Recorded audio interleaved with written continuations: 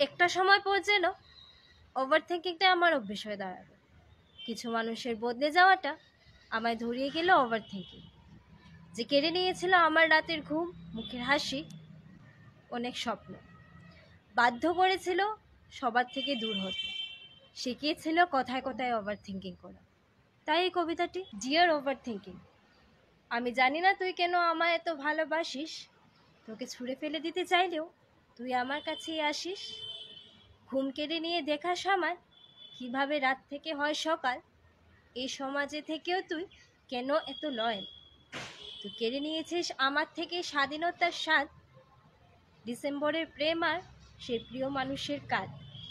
তাছাড়াও তুই বদ্ধ করে আটকে রেখেছিলি, স্বপ্নের পথে হাঁটতে চাইলেও তুই দায়িত্ব বুঝিয়েছিলি। তোকে পেয়েছি আমি কখনো বিচ্ছেদের ওই রাতে, কখনো পেয়েছি স্বপ্নের পথে, কিংবা জীবনের পরীক্ষাতে। তুই আমার হাসি কেড়ে নিস, তাই জুড়েছি আমি বায়না, তোর সাথে ঘর বাঁধতে এ মন যে আর চায় না।